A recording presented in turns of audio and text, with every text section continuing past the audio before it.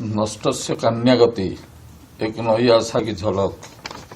सम्राट विक्रमादित्य ने एक दिन राज्यसभा में नवरत्नों को नष्टस्य कन्यागति ही पादपूरण करने के लिए बोला। नवरत्नों से कोई भी पंडित नष्टस्य कन्यागति का पादपूरण करने के समर्थ नहीं हुआ।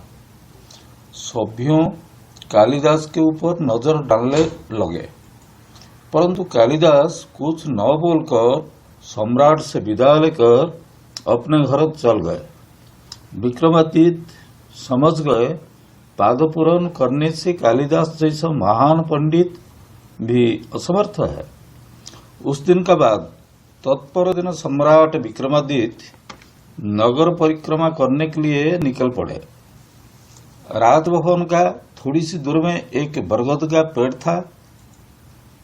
उस पेड़ का नीचे एक दिव्य गौरिक वस्त्रावृत सन्यासी दिखाई पड़ा। उसका कंठ में तुलसी माला रुद्राक्ष माला लंबित था। हाथों में एक कटारी, पार्श्व में था एक पत्थर। पत्थर के ऊपर सन्यासी कटारी को तेज कर रहे थे। तेज करने के समय उसका वक्षलंबित संश्रु सब झूल रहे थे। बरगद का जड़ से बंधा एक बकरी में शब्द कर रहा था। विक्रमादित्य बड़ा विस्मित हुआ, स्वयं को दमन कर न सका। उस समय राजा ने सन्यासी को जो जो सवाल किए थे और सन्यासी ने जो सब उत्तर दिए थे वो यही है। भिक्षु मांस निसेवण प्रकुरुषे किंतेन मद्येन विना मद्यं चापि तव प्रियं कथमहो वारांगनाभिसह वेश्याप्यर्थरुचि कुतः तव धन द्वितेन चौर्जन वा चौर्याणापि परिग्रहतु भवतः नष्टस्य कन्यागतिः। अर्थात राजा ने पूछा, हे सन्यासी, तुम क्या मांस खाते हो? सन्यासी ने उत्तर दिया, सिर्फ मांस नहीं मद्य के साथ खाता हूँ। राजा ने बोला, सन्यासी, मद्य भी तुम्हारा प्रिय है? सन्यासी ने उत्तर दिया, सिर्फ मद्य मांस से काम चलता नहीं, और एक की जरूरत है। राजा बोले, वो क्या है? सन्यासी बोले, वेश्या। राजा आश्चर्य प्रकट कर बोले, वेश्या अर्थलोलुपी है। बिना धन के आप वेश्या को कैसे मनाएंगे? आप तो सन्यासी लोग धन कहाँ से लाएंगे? सन्यासी ने हंस कर उत्तर दिए, चोरी करूंगा, जुआ खेलूंगा, लूट करूंगा। राजा ने बोला, आप सन्यासी होकर चोरी करेंगे, जुआ भी खेलेंगे? ये कैसे बात है? सन्यासी दूसरा ओर से मुख घुमाकर कुछ समय नीरव रहा और बोला, नष्टस्य कन्यागति ही।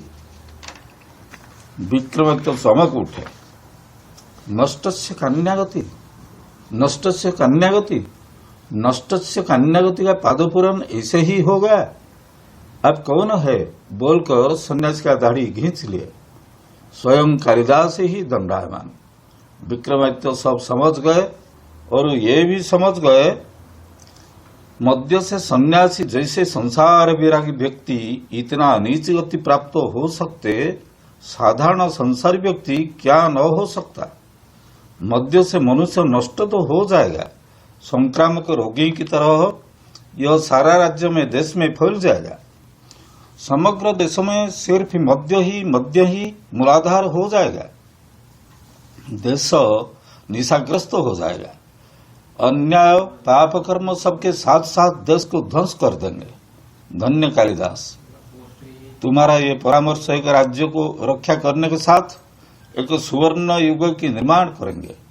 विक्रमादित्य कालिदास को पुरस्कृत करने बाद राज्य में मद्य क्रय विक्रय और मद्यपान सब निषिद्ध ऐसा आदेश जारी कर दिए। मद्य बेचने वाले और मद्यपान करने वाले सब कठोर दंडों से दंडित हुए। विक्रमादित्य का शासन का काल एक सुवर्ण युग में परिणत हुआ। त्रेता युग में अयोध्या में रामराज्य ऐसा ही था। वाल्मीकि रामायण में लिखा है, कामी बा न कदुर्जो बा नृशंसः पुरुषः क्वचित् द्रष्टुं शक्युं अयोध्यायां ना विद्वान च नास्तिकः। वहां ऐसा एक भी जन न था जो नमृष्ट भोजी अर्थात मद्यपान और मांस भक्षण करता है। लंपट कायर नृशंस मूर्ख नास्तिक आदमी तो ढूंढने पर भी नहीं मिलते थे। परंतु हमारा देश ये करीब 30 सालों के अंदर कितनी अधोगति प्राप्त हुए है। यहाँ का शासक सब शब्दों से राम राज्य उच्चारण करते हैं, परंतु राम राज्य का निर्माण करते हैं। बड़ा बड़ा शहर से जाकर निपट शांत मफसलों में भी मद्य का दुकान स्थापित किया करते हैं। अभी अभी निशाग्रस्त पागल लोग का चल प्रचल सर्वत्र मौजूद है। आज देश में सर्वत्र हिंसा, पाशविकता, हत्या, बलात्कार, शिशुओं के साथ बलात्कार, चोरी, लुंठन, पितृहत्या, मातृहत्या, पत्नी हत्या प्रवृत्तियों का आसुरी स्वभाव का शिकार सब हो रहे हैं। श्रीमद् भागवत गीता में है, दंभो दर्पोभिमानश्च क्रोधः पारुष मेव च अज्ञानं चाभिजातस्य पार्थ संपदमासुरीम्। हे पार्थ, दंभ, घमंड और अभिमान तथा क्रोध, कठोरता और अज्ञान भी ये सब आसुरी संपद है। अब देश में, समाज में, गांव में, परिवार में ये सब आसुरी संपद का ध्वजा उड़ रहा है। देश में घोर दंभी, दुराचारी, हिंसक, मातृपितृघातक बन गए हैं। कुतर्कवाद की बहुलता से धर्म संस्कार सब विलुप्त प्राय, शिष्णोदर परायण, परदार परायण उन्मत्त हो गए हैं। वर्ण संकर संतान के उत्पन्न कराने वाले हो गए हैं। श्रीमद् भागवत महापुराण में भगवान वेदव्यास जी कलियुग में के लिए जो भविष्यवार्ता दिए थे, आज हमारा देश में वास्तव से दिखाई पड़ता है। क्या ये मद्य बेचने से जो अर्थ आएगा, इसी से एक उन्नत राष्ट्र गठित हो सकेगा? नहीं, राष्ट्र विनष्ट हो जाएगा। मतिहीन, रीतिहीन, शांतिहीन, रतिहीन, सर्वोपरि शक्तिहीन हो जाएगा। अब 2014 में एक नई आशा की झलक दिखाई जा रहा है। एक साधु पुरुष, सज्जन और विचारशील तथा सुशासक के हाथों में एक बृहत गणतंत्र राष्ट्र का शासन रज्जु है।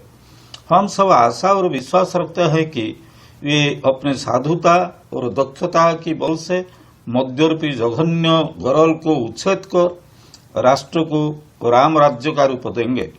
हमारा आशा की मशाल को प्रज्वलित कर देशवासियों को मानवता का शांति का पथ दर्शन कराएंगे। यही हम सबका आशा की झलक